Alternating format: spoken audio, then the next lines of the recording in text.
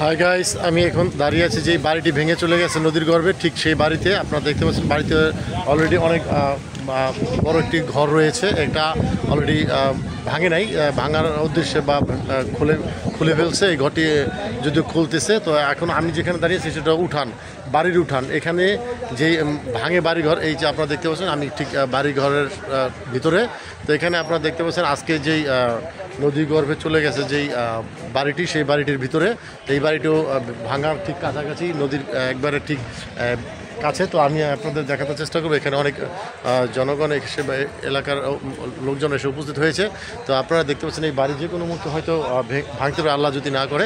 তো যাই হোক, আল্লাহ চাই না যে এটা ভেঙে যাক।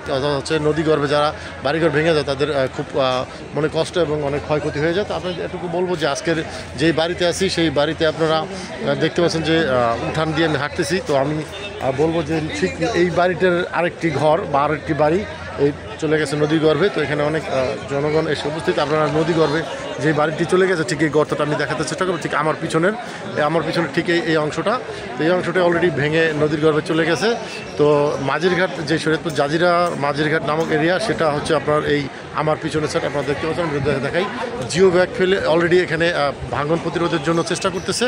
তো এই বাড়িটি অলরেডি নদীর গর্ভে চলে গেছে। এখানে দেখা যায় না, যদিও পানির নিচে এই বাড়িটি আছে এখন। তো আমরা বলবো যে বাড়িতে এখন দাঁড়িয়ে আছি আমি, ঠিক আমার পিছনের সাইড অংশটাই হচ্ছে ভেঙে যাওয়া বাড়ি। তো আমি এতটুকু বলবো যে আজকে যেই নদী গর্ভে চলে গেছে যেই বাড়িটি, সেই বাড়িটির অবস্থান। তো এটুকু বলবো যে পদ্মা সেতু ঠিক 1 থেকে 1.5 কিলোমিটারের কাছাকাছি হচ্ছে এই বাড়িটা। তো মঙ্গলমাঝির ঘাট বলে, এটা মঙ্গলমাঝির ঘাটের ঠিক কাছাকাছি বাড়িটা। এটা হচ্ছে বাজারের একবারে পিছনের সাইড।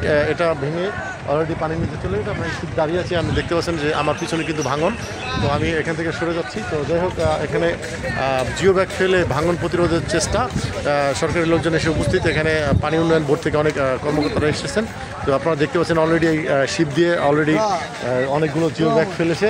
কিন্তু জিও ব্যাগ ফালানোর পরে জিও ব্যাগের মাথা গোড়া কিছুই দেখা যাচ্ছে না। অর্থাৎ হচ্ছে জিও ব্যাগের যেই ব্যাগগুলো সেটা পানির তলে চলে যায়, যেই জিও ব্যাগগুলো ফেলে একটা ব্যাগও দেখা যাচ্ছে না, পানির নিচে চলে যাচ্ছে। অর্থাৎ এখানে অনেক প্রচুর গভীর রয়েছে। আপনারা দেখতে পাচ্ছেন যে এখানে যেই ভাঙন প্রতিরোধ এটা করার চেষ্টা। এখানে সরকারি কর্মকর্তারা উপস্থিত হয়েছে। এখানে যে বাড়িটি ভেঙে গেছে, আমি ঠিক আরেকটি বাড়ির উপরে দাঁড়িয়ে। তো যে কোনো মুহূর্তে হয়তো এই বাড়িটিও চলে যেতে পারে। আমি একবারে নদীর ঠিক কাছে। তো আমি এটুকু বলবো যে আপনারা সতর্ক থাকুন এবং শরীয়তপুর জেলার যে দুর্ভিক্ষ বা যে কষ্টটা, এটা সকলের মনে থাকা দরকার। কারণ মানুষের বিপদে আপদে কিন্তু মানুষ এগিয়ে আসে। তো এটুকু বলবো যে আজকের যেই নদী ভাঙন সেটা খুবই মারাত্মক।